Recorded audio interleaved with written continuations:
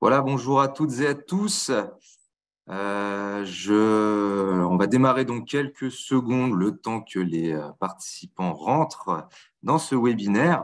Le temps pour moi de me présenter, Pierre-Marie Durécur, responsable de la communication de la Chambre de commerce France-Suisse.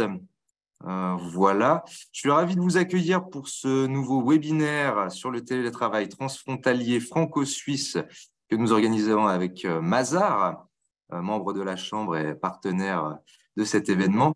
Comme vous le savez déjà sûrement, la Suisse et la France ont conclu un accord le 22 décembre 2022 concernant l'imposition du télétravail des frontaliers. Depuis le 1er janvier 2023, le télétravail est désormais possible jusqu'à 40% du taux d'activité par année. Alors cet accord, il ouvre naturellement plusieurs interrogations, plusieurs questions. Qui est réellement concerné? Qu'est-ce que cela change pour les employeurs et les employés?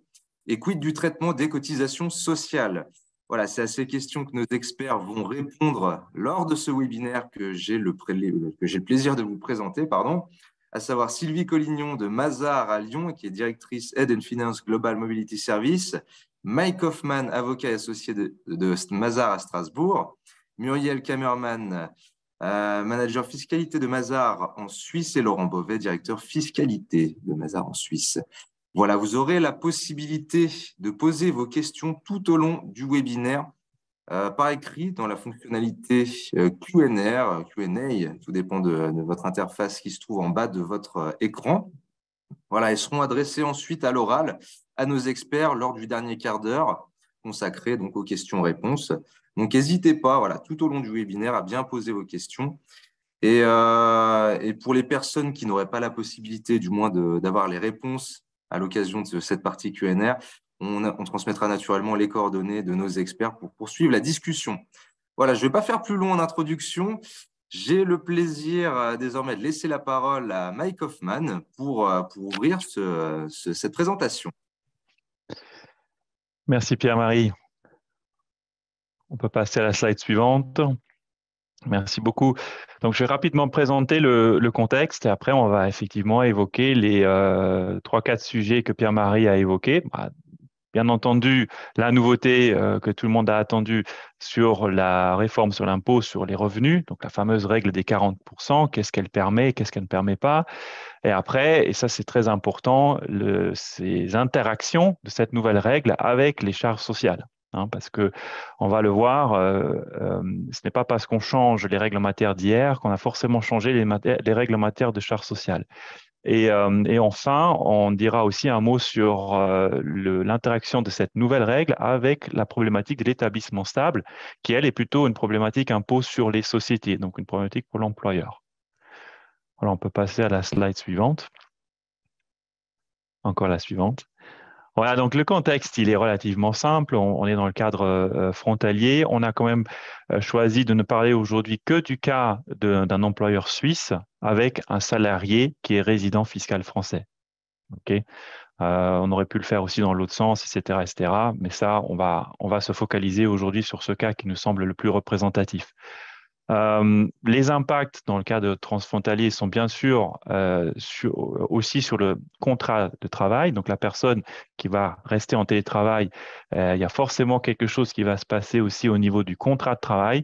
Ça, ce sont des sujets qu'on a pu aborder par le passé. Pour ceux qui ont déjà assisté à ce webinaire par le passé, on a fait un petit point sur les modifications que ça pouvait avoir pour le contrat de travail.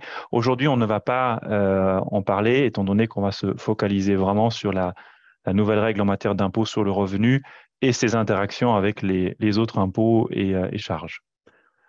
Voilà, donc slide suivante, s'il vous plaît. Ce sera donc à Muriel pour la partie impôt sur le revenu et nouvelle règle de 40%. Bonjour à tous. Ce que je vous propose avec le premier slide, donc le slide suivant s'il vous plaît, c'est d'abord de rappeler ce qui est important, quelques principes d'imposition du salaire si on regarde uniquement la convention franco-suisse. Qu'est-ce qu'elle prévoit cette convention franco-suisse? Elle dit que le salaire, il est imposable dans l'État où l'activité est exercée. Il se peut parfois, toutefois, que l'imposition soit répartie entre plusieurs États si le salarié travaille dans plusieurs États. Il y a toutefois 2 exceptions à cette règle. La première exception, c'est le fameux régime frontalier qui concerne plusieurs cantons de Suisse. Je peux en citer quelques-uns, Berne, Soleure, Bâle. Il y a également le canton de Vaud, Valais, Neuchâtel et le Jura qui ont signé et qui sont soumis à ce régime frontalier. Et qu'est-ce qu'il prévoit, ce régime? Eh bien, l'imposition de la rémunération 100% dans l'état de résidence du travailleur et non pas dans l'état où l'activité salariée peut être exercée. Notre deuxième exception, elle est relative à la convention de double imposition franco-suisse, qui dit que parfois, en cas de mission temporaire, c'est peut être le pays de résidence uniquement également qui impose la rémunération de l'employé, même si celui-ci va travailler quelque temps dans un autre État. Ce quelque temps, la règle prévoit qu'elle ne doit pas être supérieure à 183 jours de travail.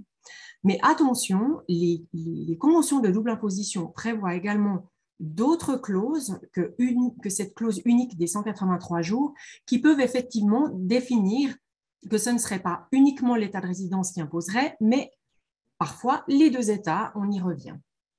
Ça, ce sont les principes généraux de l'imposition du salaire si on aborde uniquement la problématique ou le sujet de la convention franco-suisse. On peut passer au slide suivant.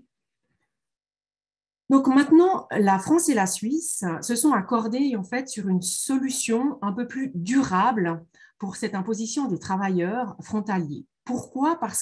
Qu'est-ce qu'ils se sont posés comme question?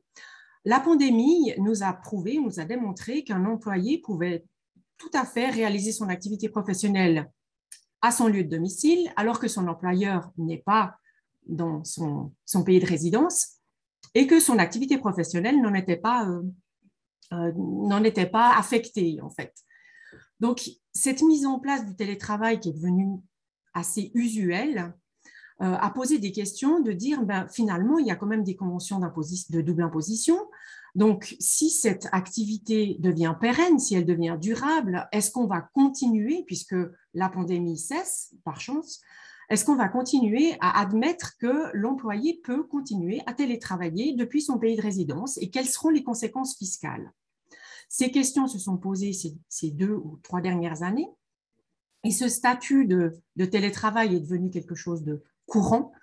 Donc, la Suisse et la France ont décidé de s'accorder de manière un peu plus pérenne sur une augmentation et une tolérance en passant à un accord à 40% autorisé de télétravail sans remettre en question l'imposition de ces employés. Donc, on a toujours nos 2 cas. On a le cas du régime frontalier, donc les cantons dont j'ai parlé avant. Et dans le cadre du régime frontalier, si le statut fiscal du frontalier ne sera pas remis en question, si celui-ci travaille pas plus de 40% dans son état de résidence. On verra avec les slides suivants 2 cas bien détaillés pour dire qui a le droit d'imposer et quoi. Donc, le salarié qui relève du régime frontalier, lui, va voir son imposition maintenue dans son pays de résidence. Ça, c'est notre premier cas.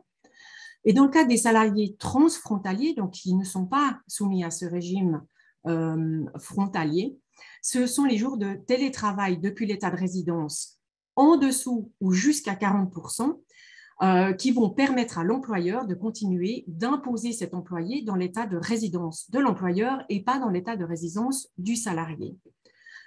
Il faut bien prévoir que ce 40%, il va se faire d'une manière globale. Ça veut dire qu'on va regarder sur une année civile, donc une année calendrier, de manière globale, mais que si on veut avoir une idée à quoi ça correspond, ça représente 2 jours de travail maximum par semaine.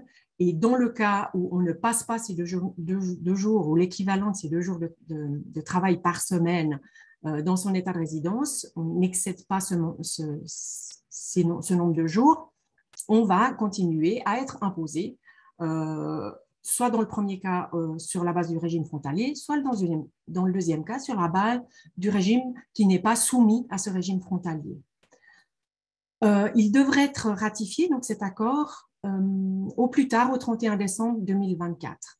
Attention, encore une fois, comme l'a bien soulevé Mike avant en introduction, cet accord ne vaut qu'en matière d'impôt sur le revenu et Sylvie vous parlera de l'impact social de cet accord et des conséquences qu'il peut avoir. Maintenant, je vous propose de voir deux cas un peu plus imagés, je vais dire. Donc, on va pouvoir passer au slide suivant, qui confirme comment vont être imposés les employés dans le cadre du premier cas non soumis à un régime de travailleurs frontaliers. Donc, on y revient. On a notre employeur qui est suisse. On a notre salarié qui est français et qui va travailler chez lui en France.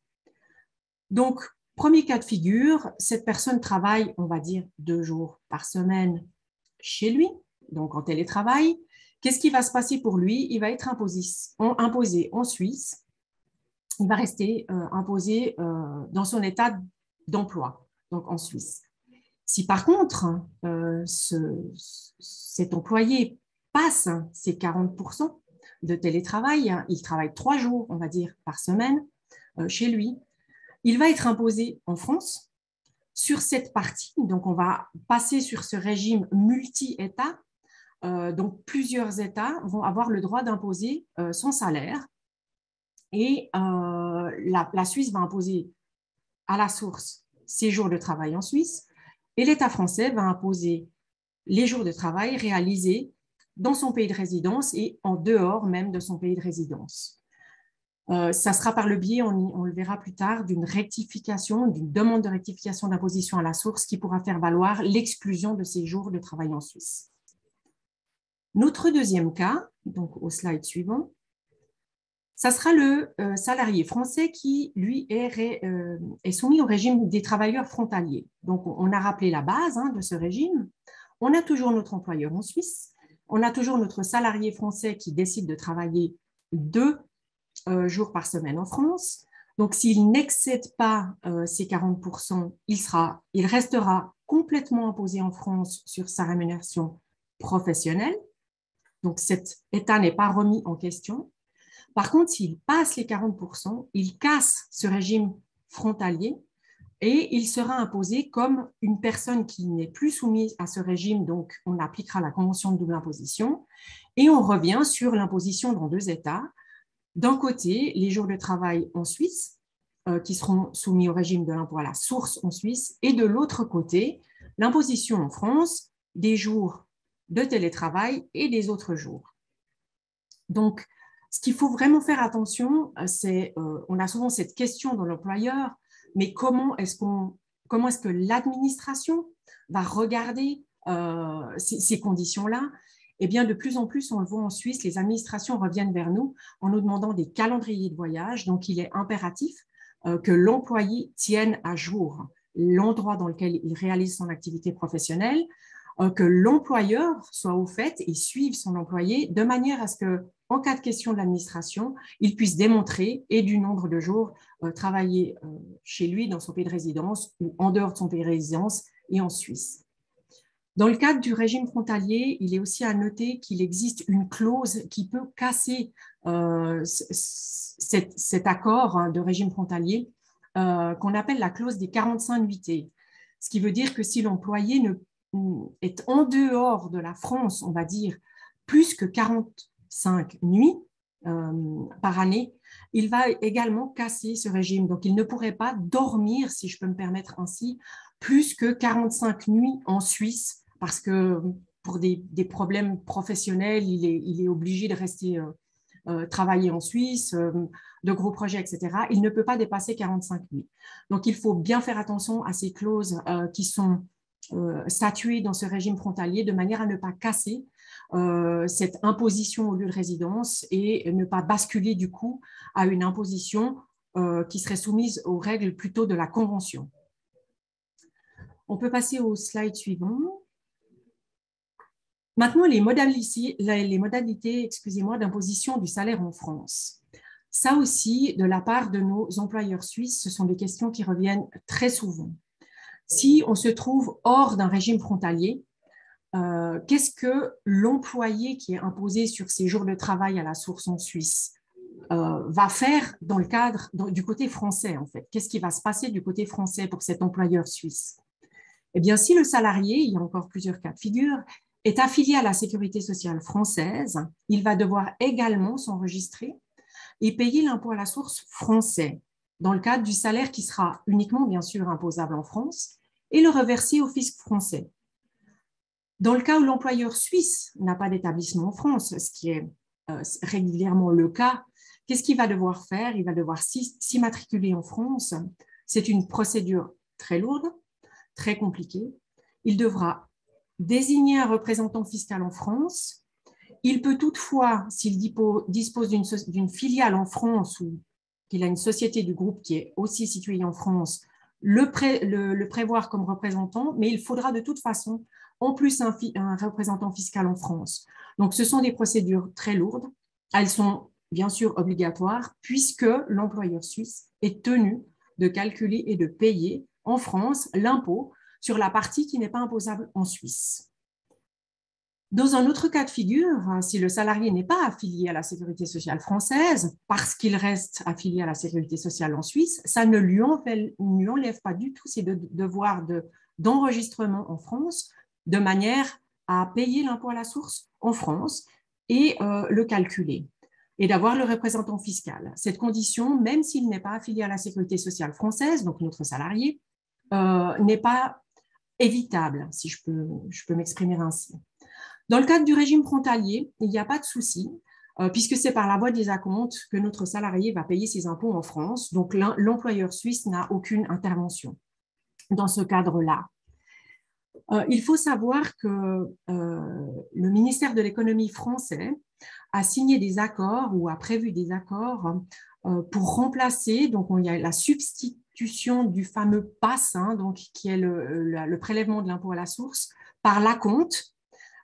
Cette disposition est entrée en vigueur le 1er janvier 2023, mais malheureusement, la Suisse ne fait pas du tout partie de ces nouveaux accords. Donc, la Suisse doit continuer à prélever l'impôt à la source et s'immatriculer en France pour calculer la partie imposable en France de son salarié. Pourquoi, en fait, on s'est posé la question avec mes collègues, pourquoi la Suisse n'était pas partie prenante de cet accord?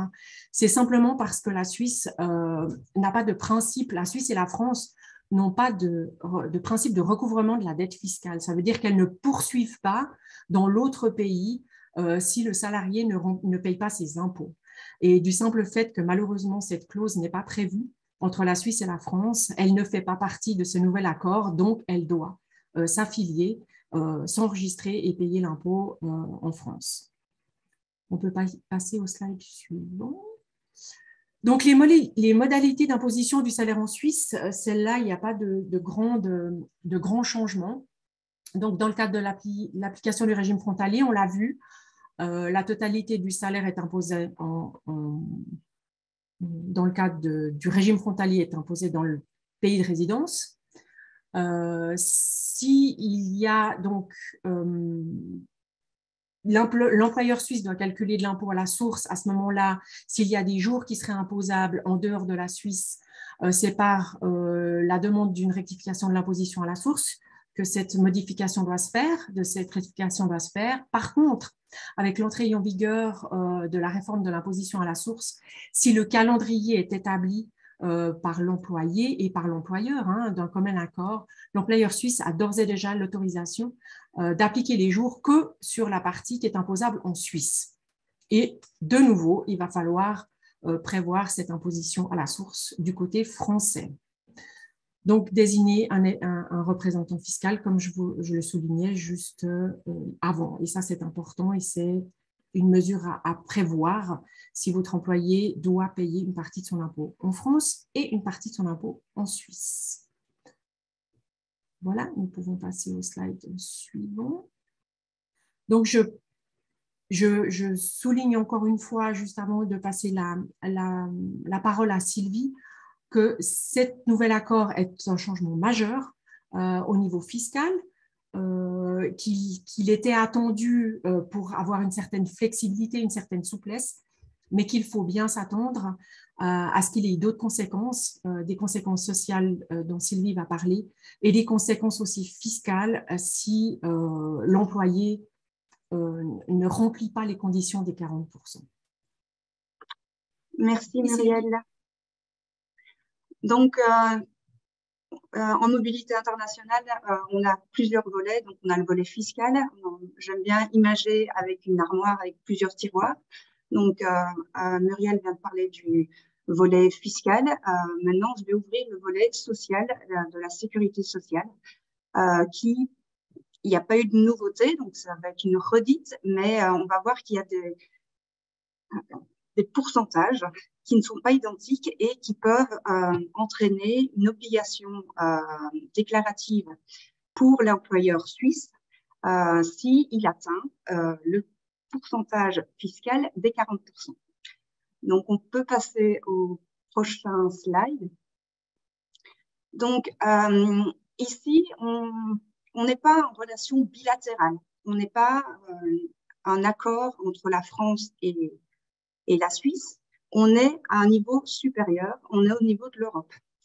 Et l'Europe, le règlement européen, c'est-à-dire les 27 États membres, vous allez me dire, mais et la Suisse, mais c'est les 27 États membres, l'Islande, le Liechtenstein, la Norvège et la Suisse, ils ont prévu la détermination de la législation applicable.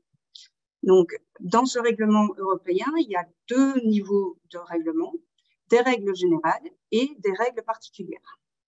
Dans les règles générales, il y a le principe d'unicité de la législation applicable, c'est-à-dire que les personnes concernées ne sont soumises qu'à la législation d'un seul État membre. Et pour déterminer la législation applicable, il y a deux critères importants. Le critère du lieu de l'exercice de l'activité professionnelle et le critère de la résidence.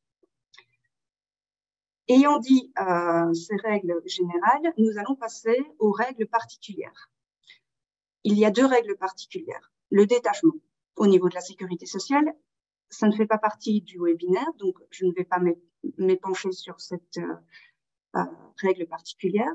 Et la pluriactivité, c'est-à-dire l'activité salariée exercée sur le territoire de plusieurs États membres. Donc, dans le cas présent, on est en présence d'un salarié résident fiscal français et travaillant pour un employeur qui est basé en Suisse et exerçant son activité professionnelle tant en France qu'en Suisse. Donc, le critère très important ici, c'est la durée de l'activité exercée dans un ou plusieurs États membres. Donc là, vous, employeur ou vous, salarié, vous devez tenir à jour un calendrier. Et vous, employeur, vous devez savoir où se trouvent vos employés. Alors, c'est une notion de traçage, de tracking, qu'on n'avait pas, surtout en Europe. C'était plutôt une pratique qui était faite dans les pays anglo-saxons. Mais en mobilité internationale, c'est un des outils majeurs de contrôle pour pouvoir appliquer correctement le bon régime de sécurité sociale et, comme l'a évoqué Muriel, le bon régime de fiscalité à l'impôt sur le revenu. Alors là, on a vécu un moment historique dans notre vie, des 2 dernières années avec la crise sanitaire liée au Covid-19. Donc, on a un historique un peu biaisé, puisqu'on nous a imposé d'être confinés. Donc, on n'a pas d'historique à pouvoir utiliser. Donc, on va se projeter dans une situation des 12 prochains mois civils. Donc, la législation applicable, elle vous dit qu'une personne qui exerce une activité salariée sur plusieurs États membres, elle est affiliée dans l'État membre de résidence si elle exerce une partie substantielle de son activité. Donc, l'activité substantielle, on stipule que c'est à partir de 25% du temps de travail. Donc, si une personne, sur une semaine, exerce plus d'1 jour et demi en France, eh bien, ce sera la France qui sera l'État compétent pour recevoir les cotisations de sécurité sociale et pour couvrir la personne au niveau de la sécurité sociale. À défaut de ce critère des 25%, donc imaginons que la personne passe seulement un jour de télétravail en France, eh bien, l'État compétent sera l'État où se trouve le siège social, le siège d'exploitation de l'employeur. Donc, dans le cas de figure, ce sera la Suisse. Donc, ce critère des 25%, c'est à planifier et à suivre. C'est quelque chose qui va évoluer avec le temps et il faut pouvoir faire vivre cet outil qui est le calendrier. Encore une fois, ça peut être sur une feuille Excel où il y a des applications digitales qui vous permettent en temps réel de calculer ce curseur des 25%. On va passer à la slide suivante. Donc ici, l'exemple, l'employeur suisse, le salarié résident fiscal français télétravaille à son domicile.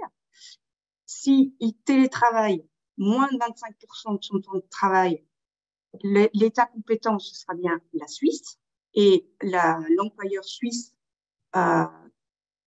calculera les cotisations sociales sur 100% du salaire. Donc ici, on est bien dans le principe d'unicité. On ne peut être affilié qu'à un seul régime de sécurité sociale, contrairement à l'aspect fiscal où on peut avoir une imposition dans plusieurs pays sur une allocation du revenu.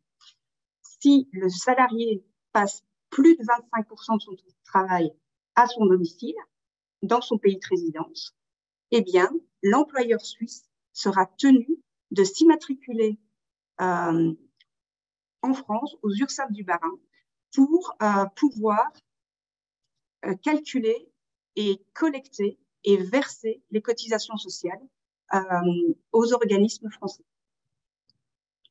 On va passer au slide suivant. Alors, on a tous vécu depuis le mois de mars 2020 la crise sanitaire liée au Covid-19 et on revient en rétrospective, les États membres, donc les 27 États membres plus l'Islande et dont la Suisse, se sont mis d'accord pour une période de flexibilité en faveur des travailleurs transfrontaliers et frontaliers qui exercent une partie substantielle de leur activité en télétravail dans leur état de résidence, afin justement d'éviter la législation applicable en matière de couverture sociale du fait accru du télétravail imposé par les États. Donc, il y a eu cet accord qui était d'application depuis le mois de mars 2020, qui était prorogé à plusieurs reprises. Et récemment, le ministre du Travail a annoncé une nouvelle prorogation jusqu'au 30 juin 2023. Donc de la période transitoire en matière de sécurité sociale pour justement les travailleurs transfrontaliers et frontaliers qui exercent en télétravail leur activité professionnelle dans leur pays de résidence, donc en France. Donc, ce que je viens de vous donner comme règle particulière, on est encore protégé par cet accord temporaire entre la France et la Suisse jusqu'au 30 juin 2023. Donc, à partir du 1er juillet 2023, le principe de tenue de calendrier est totalement d'application et on ne va pas s'arrêter au 31 décembre 2023. On va se projeter sur les 12 années qui suivent, donc jusqu'au 30 juin 2024, pour déterminer ce fameux critère des 25%. Il est à noter que si l'employeur et le salarié se sont mis d'accord, de commun accord et indépendamment de la crise sanitaire, pour imposer un jour de télétravail dans le contrat de travail, et ça de manière pérenne, l'accord temporaire qui était signé à cause de la crise sanitaire ne s'applique pas. Donc, il faut bien regarder les clauses du contrat de travail qui ont été signées pour être sûr qu'il n'y a pas été établi un jour de télétravail de pure confiance entre l'employeur et l'employé. Donc maintenant, je vais passer la parole à Laurent. Merci Sylvie, bonjour à tous.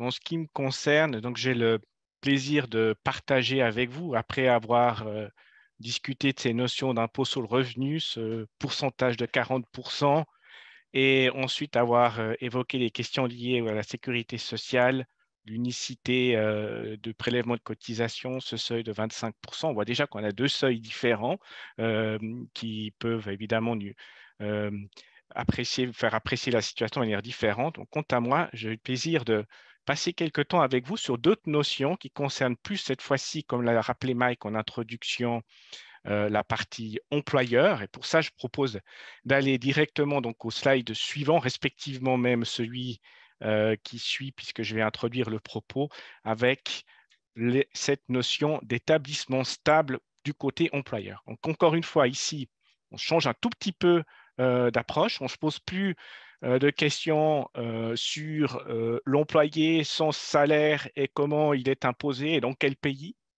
On ne se pose plus la question également de où je dois payer mes cotisations sociales, mais on reprend une vision un peu plus liée à l'entreprise.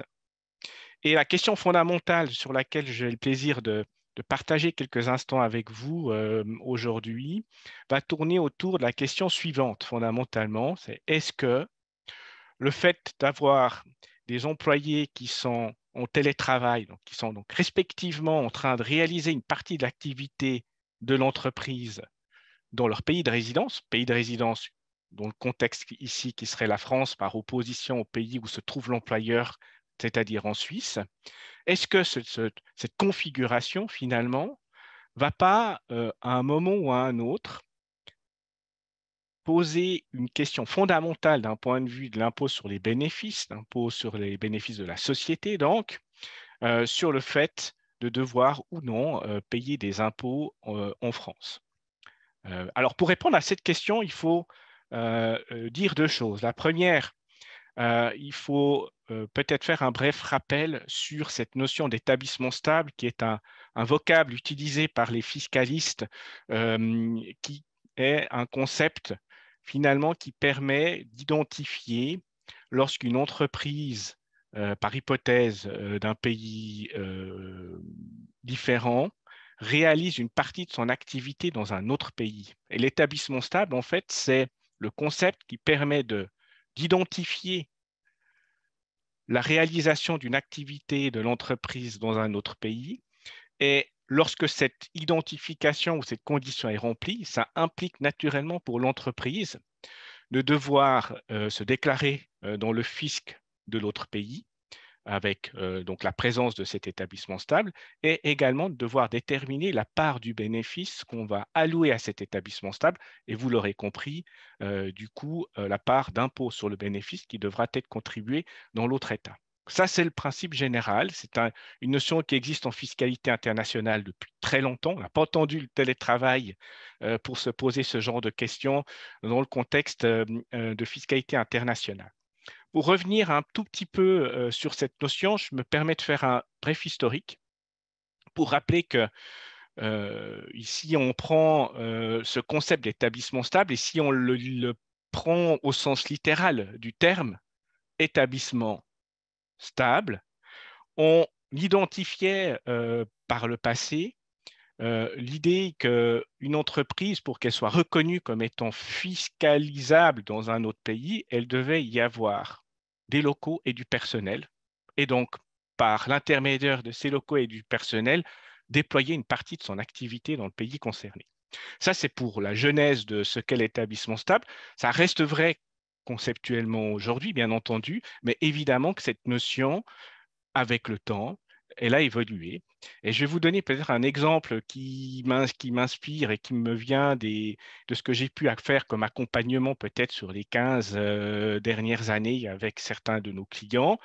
Et la question pouvait être transformée de la manière suivante. Lorsque je suis une entreprise d'un pays, France ou Suisse, et que j'ai mes commerciaux qui passent la frontière le matin pour aller proposer leurs produits dans l'autre pays, à partir de quel moment l'activité de ces commerciaux devient une activité fiscalisable sur l'autre pays. Donc, pour être plus concret encore, imaginons une entreprise française, je vais prendre un peu le contre-pied pour cet exemple-ci, imaginons une entreprise française qui envoie des commerciaux qui passent la frontière le matin pour arriver sur le territoire suisse et qui vont proposer, prospectus en main, les produits de l'entreprise à des prospects sur territoire suisse. Et on avait fait à l'époque une certaine digression sur ces activités en disant quelque chose qui reste vrai aujourd'hui, même si c'est à nuancer, qui était de dire, mais en fait, tant et aussi longtemps que ces commerciaux vont sur le territoire de l'autre pays pour uniquement montrer les produits, pas d'imposition dans l'autre État du point de vue de l'entreprise.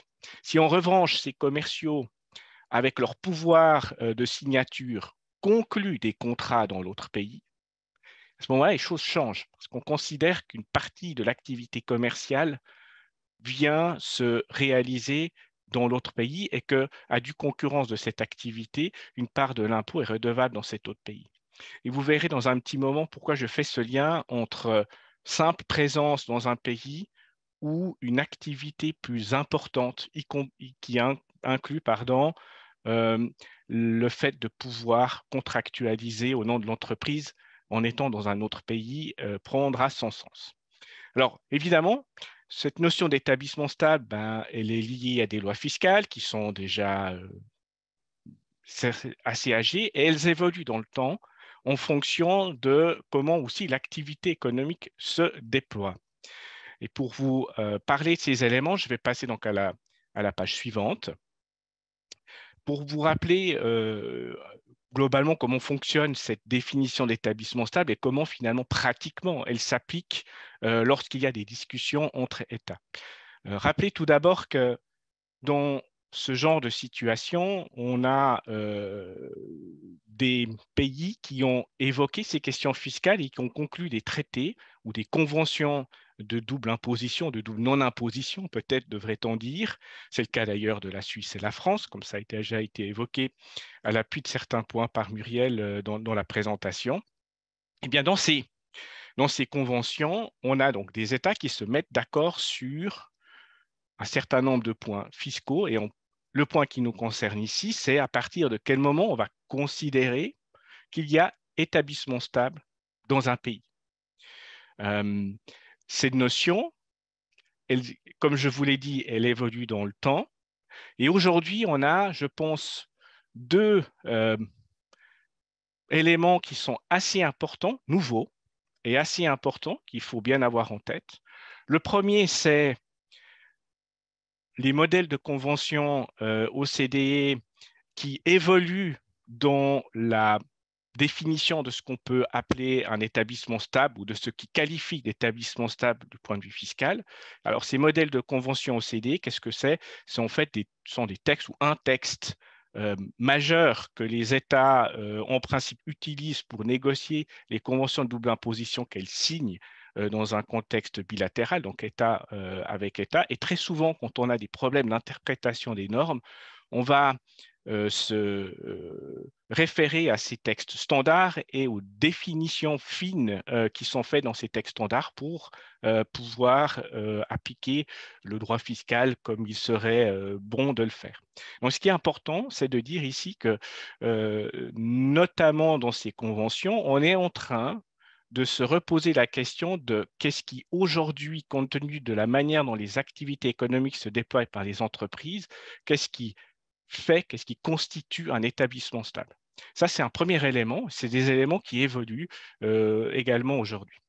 Un deuxième élément qui est assez important, qui nous vient d'un plan d'action qui avait été défini entre les pays du G20 et l'OCDE, un plan d'action qui avait une vocation à lutter contre le transfert des profits et la lutte contre l'érosion des bases fiscales dans un contexte international qui s'est appelé les actions BEPS. Et dans ces actions BEPS, une action particulière, l'action 7, mettait déjà l'appui sur comment imposer des entreprises dans lesquelles l'organisation de l'activité était de moins en moins physique et de plus en plus digitale. Puisque un des problèmes qui était analysé dans cette action, c'était précisément la question de comment faire si je reste sur une définition d'établissement stable qui est ancrée sur des concepts physiques, locaux, présence de personnel à un endroit, alors qu'aujourd'hui, compte tenu des moyens techniques, technologiques qui existent dans les entreprises, on a des entreprises qui sont capables, avec des équipes peut-être moindres et pas nécessairement réunies au même endroit physiquement, à créer de la valeur ajoutée tout en étant effectivement dans un autre état. Donc, la question qui se pose autour de ces différentes notions, c'est précisément de redéfinir, de faire évoluer cette définition de l'établissement stable pour finalement s'éloigner d'un concept de présence physique forte et prendre peut-être davantage en conséquence la création de valeur de l'entreprise. Où est-ce que cette création de valeur se crée? Alors maintenant, je reviens sur la question du télétravail. Et je me pose, j'ai presque envie de vous dire, je vous pose, malheureusement, on n'est pas physiquement ensemble dans une même salle, mais je vous pose la question suivante, c'est est-ce que le télétravail peut, à un moment ou à un autre, amener une administration fiscale à considérer que l'entreprise réalise une partie de sa valeur ajoutée au lieu où résident les télétravailleurs, respectivement au lieu où les télétravailleurs travaillent pour le compte de l'entreprise. Et ça, je pense que c'est la grande question d'un point de vue imposition des entreprises qu'on a devant nous. Je pense aussi que les normes évoluent. On a intensifié la capacité à faire du télétravail du point de vue fiscal, en tout cas pour le moment. Et je pense que ces questions liées à l'impact que ces normes, cette nouvelle organisation du travail va avoir dans la fiscalité des entreprises est encore plein, je dirais, de questions, quelques incertitudes. Mais ce que l'on voit arriver comme une tendance, à l'appui notamment de cas concrets de jurisprudence qui ont été traités ces derniers temps, on voit bien que les administrations fiscales, et là je parle d'une manière générale, je ne parle pas uniquement des administrations fiscales suisses ou françaises, de manière plus générale, plus large, on voit bien que les administrations se posent cette question de où se crée la valeur et ont une tendance à mettre en place des interprétations de l'établissement stable qui ouvrent cette question et qui va probablement vers l'idée que si le télétravail ou la valeur ajoutée du télétravailleur est telle qu'on peut concevoir qu'on est sur des activités commerciales importantes de l'entreprise, eh bien, on a également un risque accru de voir cet établissement stable reconnu dans l'état dans lequel le télétravailleur réside.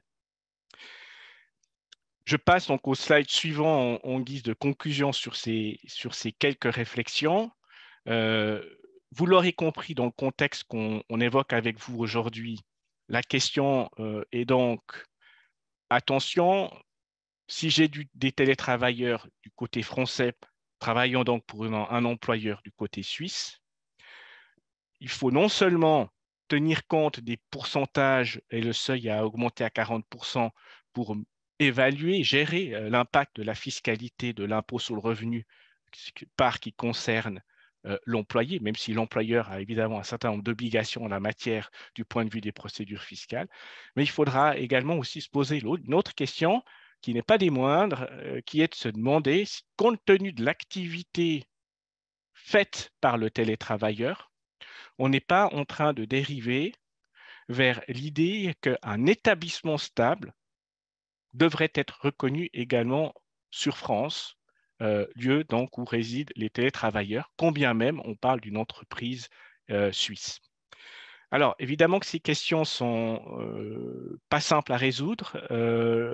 La question dépendra certainement aussi de la nature des activités qui sont réalisées en télétravail pour le compte de l'entreprise. pense que c'est un critère qui sera important. Donc, cette analyse fonctionnelle, qualitative, va prendre aussi de l'importance dans les années à venir. Et rappeler en fait que si on devait avoir ce genre de conséquences qui se matérialisent, rappeler que c'est clair que s'il y a un établissement stable en France, on doit reconnaître une partie des bénéfices de l'entreprise qu'on doit attribuer sur France. Ça veut dire aussi que cet établissement stable, il doit être reconnu d'une manière idéalement équivalente, tant dans la perception des administrations fiscales françaises que suisses, parce que si on n'a pas cette équivalence, on a toujours un risque de frottement fiscal malvenu. Et que ces questions, elles doivent être appréhendées. On a des capacités à interroger les autorités fiscales dans les pays respectifs via des procédures existantes pour vérifier s'il y a des enjeux de ce type qui existent. Et en guise de conclusion sur ma partie, je dirais ceci. Il est important d'anticiper ces points parce qu'on sait bien en pratique que quand on intervient a posteriori pour régulariser une situation, c'est difficile. Alors déjà, quand c'est a posteriori, ça n'a pas été anticipé, pas prévu, donc c'est difficile et pénible quoi qu'il arrive. En plus, on est face à des procédures fiscales dans deux pays différents qui ne gèrent pas les choses au même rythme, ce qui complique aussi la situation. Donc, il faut idéalement éviter ces situations et se poser ces questions en amont, de manière à pouvoir définir a priori les bonnes règles à mettre en œuvre pour gérer l'établissement stable s'il devait être connu, et ainsi éviter des problèmes de double imposition et des procédures fiscales et contentieuses longues et fastidieuses. Voilà pour mes quelques mots. Je n'espère pas vous avoir trop désespéré avec ces derniers points et je passe la parole à Mike pour sa propre synthèse. Oui, merci Laurent. Effectivement, je vais tenter de conclure et synthétiser l'exposé des trois intervenants. Alors, en impôt sur le revenu, on a entendu Muriel qui nous a présenté le nouveau régime des 40% qui va clairement faciliter le télétravail, à condition, nous a dit Muriel, de bien tenir son calendrier des voyages. Donc ça, c'est important. C'est vraiment une recommandation qu'on donne à chaque fois. Mais ensuite, on a entendu Sylvie qui nous a dit, oui, c'est très bien, mais les règles de sécurité sociale n'ont pas été alignées. Donc, potentiellement, une personne qui va dépasser les 25% en France va être soumise à la sécurité sociale française pour l'intégralité du coût de la rémunération. Alors, certains pourront encore être protégés par l'accord temporaire qui s'arrête effectivement pour l'instant en juin 2023. Et là aussi, attention, Sylvie l'a bien rappelé, l'accord ne s'applique pas à partir du moment où le télétravail résulte d'une convention, d'un accord conclu entre l'employeur et le salarié. Okay, donc ça c'est important de retenir. Et enfin, effectivement, Laurent, qui a bien appuyer que 40%, c'est quand même déjà pas mal de temps passé en France et ça va très certainement poser des problématiques d'établissement stable. Là aussi, moi, je vois plusieurs catégories, plusieurs cas de figure qui sont particulièrement concernés. Laurent en a parlé, c'est toutes les personnes qui ont un pouvoir de signature. Alors là, peu importe qu'il y ait des locaux ou pas, à partir du moment où on a un pouvoir de signature, il y a un sujet d'établissement stable. En France, la jurisprudence française a même élargi un petit peu la notion en disant on ne va pas juste regarder le pouvoir de signature lui-même, mais tout le rôle qu'a la personne dans la conclusion du contrat. C'est-à-dire que même si les contrats sont signés au siège en Suisse, à partir du moment où vous avez un commercial en France qui a un très grand rôle dans la conclusion du contrat, on a un sujet d'établissement stable. Après, autre catégorie que je vois à risque sont évidemment les dirigeants et cadres dirigeants. Voilà, tout simplement parce que à partir du moment où des décisions importantes sont prises en France, on l'a vu par le passé, l'administration française va aller chercher un établissement stable, voire même le siège de l'entreprise si l'entreprise n'est pas trop grande. Et enfin, on n'a pas parlé dans ce webinaire, mais les indépendants Aussi, les indépendants qui ont une entreprise en Suisse, mais qui travaillent en télétravail depuis la France, par définition, un indépendant, en général, c'est là où il est, c'est là où il crée de la valeur. Donc là aussi, attention, si vous avez vous exercez en tant qu'indépendant, là, c'est relativement facile de caractériser un établissement stable. Bref, en tout cas, pour conclure sur l'établissement stable, le mot-clé, Laurent l'a dit, c'est la valeur ajoutée. Je ne vois pas l'administration fiscale engager des longues procédures s'il n'y a rien à gagner. Par contre, effectivement, si vous êtes dans le cas, n'ignorez pas effectivement les premiers signes qui commencent en général par un courrier où l'administration vous invite à déposer une déclaration parce qu'elle pense qu'il y a un sujet en France. Voilà, voilà. Donc, je pense qu'on peut passer aux questions-réponses. Et du coup, c'est Pierre-Marie qui fait le modérateur.